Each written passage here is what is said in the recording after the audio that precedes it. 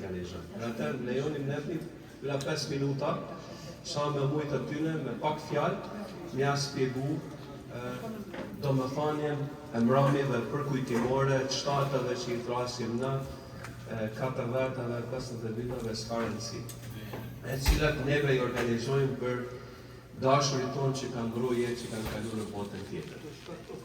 Dear brothers, dear sisters, I would like to share with you a few words to try to explain the reason behind the memorials that we organize. Honestly, it was my mistake in previous gatherings. We gathered many times.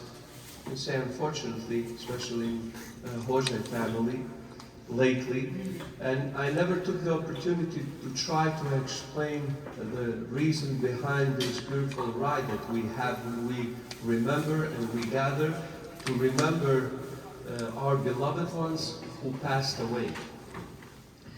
So this is established in prophetic tradition.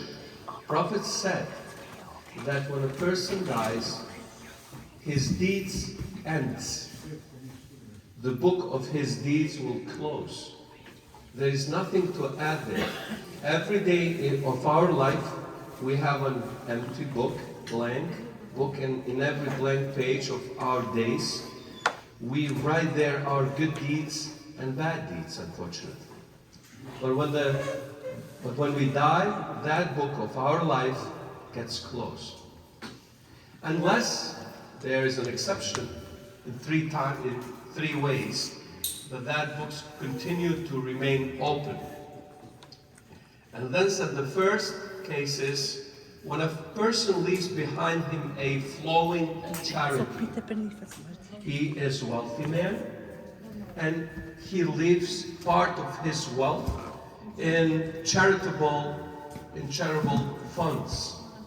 He contributes to build a mosque, to build a hospital, a library, a school, something that will help the community and help the society and help the others. And from that charity that he left behind, people behind who are there will benefit from that fund. The second is if he was a knowledgeable, intelligent, so he left behind him a book or a knowledge.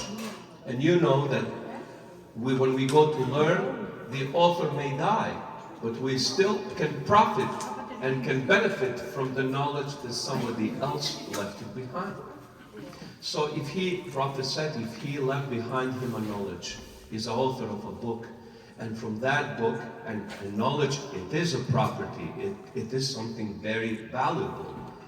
So in that sense, other people, as long as the other people will benefit from his knowledge, his good deeds will continue to go, to flow in his spiritual account. Every one of us has a spiritual account. It's not banking account, saving account, but now it's a different one. It's a spiritual one that even after we die and we leave this world and we are not alive anymore, since our deed and our work and our contribution is alive, we become alive with that too. So we continue to live with our work that we left it behind. And in third case, the person who was survived, who left behind him children, righteous children, educated children, who act righteously and who pray for their father and mother. They gather, they don't say after the father or mother passed away, they simply don't forget that person. We don't have any kind of responsibility toward our parents. No, the responsibilities continue, because even though we are separated physically, we should remain in touch spiritually with our souls. So that connection, that hotline between souls is the prayers that we do. When we address Almighty Allah, Almighty God, please forgive my parents. Almighty God, please have mercy and bestow your mercy upon them in the same way as they were very careful and they were kind to me and merciful when I was little. and we all were part of our parents, and we grew from out of their love that they that they unselfishly showed to us, and they also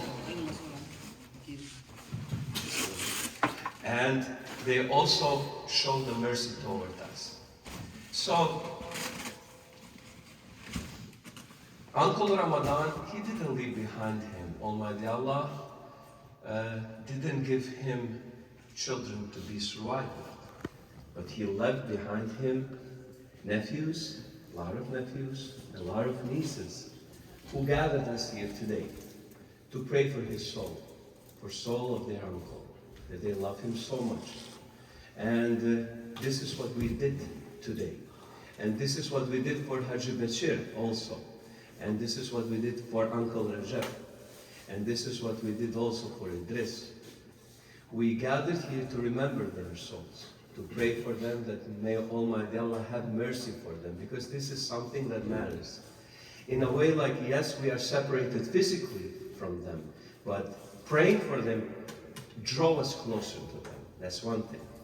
And second thing, all of them, there's a common thing in Durdani's family and his sons. All of them, they left charity behind them. Haji Bashir and Rajab, they were someone who established this mosque.